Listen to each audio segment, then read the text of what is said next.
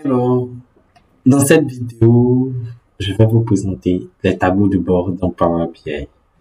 En effet, d'abord, ce qu'il faut savoir, c'est que les fichiers et les différents documents que nous produisons avec Power BI Desktop, de manière, je dirais, de manière conceptuelle, Microsoft les appelle des rapports.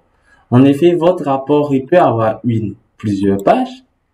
Voilà, une ou plusieurs pages que vous allez concevoir avec Power BI Desktop ou éventuellement Power BI Service, sur lequel vous allez avoir plusieurs, je dirais, visualisations qui vont être associées à un jeu de données, à une source de données.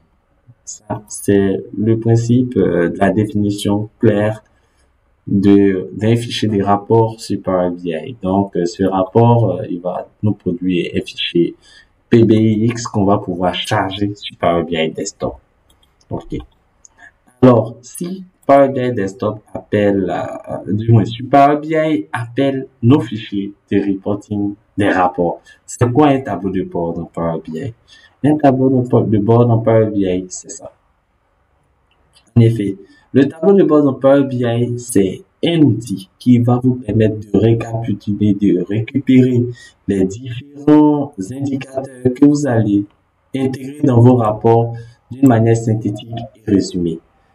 Le truc avec les tableaux de bord Power BI, c'est que vous allez pouvoir récupérer, je dirais, vous allez pouvoir récupérer vos différents indicateurs de plusieurs rapports au niveau du même espace de travail.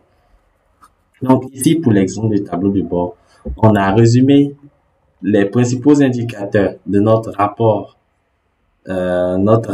reporting CA et notre rapport tableau de bord RH présence à l'intérieur d'un seul document qui va se mettre automatiquement à jour en fonction, je dirais, il va se mettre automatiquement à jour dès que vos différents rapports vont se mettre à jour. En vérité, il ne fait que récupérer les données. Donc, comment alimenter notre tableau de bord à partir de nos indicateurs? Lorsque nous sommes dans Power BI Service, je rappelle, cette fonctionnalité est uniquement disponible pour Power BI Service. Lorsque nous sommes dans Power BI Service, nous avons notre rapport. Nous pouvons mettre en place un certain nombre de filtres. Une fois que on est bon, attendez, voilà, plutôt pour faire un peu la chose. Donc, ici, on a les éléments, je crois, de 2012. On pourra faire le premier trimestre 2012. Voilà. Donc, on a sélectionné les éléments du premier trimestre 2012. Et lorsque vous êtes sur votre rapport, vous avez une vignette, voilà, où vous pouvez, voilà, vous avez sur votre vignette, vous avez plusieurs, je dirais, plusieurs icônes et l'icône voilà. Donc, l'icône du trombone va vous permettre d'intégrer. Ah, je pense que on a un petit souci.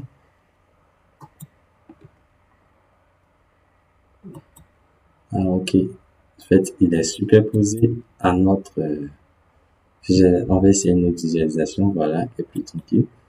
Donc, voilà, épinglé. Donc, j'ai la possibilité de créer un nouveau tableau de bord là, je lui donne directement un nom ou bien épingler notre visualisation et un tableau de bord existant. Donc, on va choisir d'aller sur le tableau de bord déjà existant, le démo. Je peux utiliser le thème de destination ou conserver le thème actuel. Donc, on aura la présentation d'un peu dans la fenêtre. Je garde le thème. J'utilise le thème de destination. Quand je clique sur épingler, il va se charger sur notre fichier. Donc, épingler, disposition mobile, non, pas la peine. Là, je vais actualiser.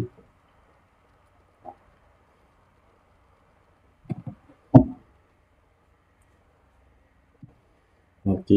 Et là, puisque j'ai actualisé, je descends. Voilà mon nouveau widget. Donc, je peux le repositionner. Voilà, je vais faire remonter un peu. Voilà ici. Voilà. Comme ça. Je repositionne. Je peux même le redimensionner. Voilà. Il charge un peu. OK. Redimensionner. Je vais le renommer. C'est le montant pour le premier trimestre. Donc, modifier détail. Mon montant. Premier trimestre. OK. J'applique. Donc, vous voyez que le nom, il a changé. Donc, pour présenter notre petit tableau de bord qu'on appelait tableau de bord démo, en vérité, il récupère les indicateurs de notre tableau de bord reporting CA et tableau de bord RH présence.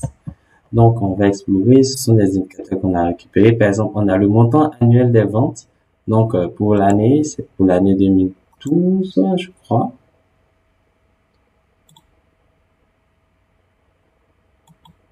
Excusez, ça charge un peu. Voilà. 3 milliards 800. OK, donc c'est le montant annuel 2012. Ensuite, on a le montant mois par mois. Donc, on a le montant annuel 2012 et on a un focus sur le montant pour le mois de janvier, le mois de février. Ce sont des exemples pour vous montrer qu'on peut tout à fait utiliser les fils pour les intégrer dans votre tableau de bord. Ensuite, on a le montant. Attendez. Voilà. Ensuite, voilà, on a le montant, c'est en vérité ce graphe où on a le montant par mois et par type de client avec un histogramme empilé. OK? Ensuite, l'indicateur que nous venons de prendre, c'est le montant du premier trimestre par priorité de commande. Et ça, ce sont les indicateurs que nous avons récupérés sur le reporting CA. Ensuite, j'ai les indicateurs récupérés sur les présences. Alors, au niveau des présences, on a récupéré le temps moyen des présences, voilà, le temps moyen des présences par employé. Donc, il s'agit de cet indicateur. Alors, voilà, le temps moyen des présences par employé. Ensuite, le temps moyen des retards par employé, cet indicateur. Alors, on a les lieux de pointage. Au niveau des lieux de pointage, c'est la géolocalisation des pointages. Voilà. Donc, on a récupéré la géologue au niveau du tableau de bord. Et à la fin, le nombre de pointages, voilà, par nom complet et autres. Il s'agit, voilà, le nombre de pointages par lieu de pointage et par nom complet. Donc, vous voyez que on peut récupérer à partir du moment où vous avez une série de tableaux de bord, vous pouvez récupérer l'ensemble de ces indicateurs, LFI que vous voulez, et vous aurez un joli tableau de bord de pilotage. Donc, l'idée est que ce tableau de bord va s'adresser surtout aux managers qui vont pouvoir piocher les indicateurs dans différents tableaux de bord au niveau de leur organisation sur leur processus, afin d'avoir une vision résumée de ce que l'ensemble des collaborateurs font. Voilà. Dans ce que l'ensemble des collaborateurs voient. OK. Donc, derrière ça aussi, vous pouvez configurer un abonnement, c'est-à-dire la possibilité qu'on a avec Power BI Service de recevoir par mail automatiquement de manière périodique selon la fréquence, partant du jour une fois par mois, une copie de ce tableau de bord avec des valeurs actualisées. Donc là, vous avez un résumé de l'ensemble des tableaux de bord de votre organisation que vous recevez par mail afin d'avoir une visibilité sur les indicateurs les plus importants sur lesquels vous voulez vous focaliser. OK. Donc, je pense qu'on a fait le tour au niveau des tableaux de bord dans Power BI. Donc, j'espère que dorénavant, vous ne ferez plus la confusion entre les rapports Power BI et les tableaux de bord Power BI. Je vous remercie. N'hésitez pas à poser des questions, à nous contacter. Merci.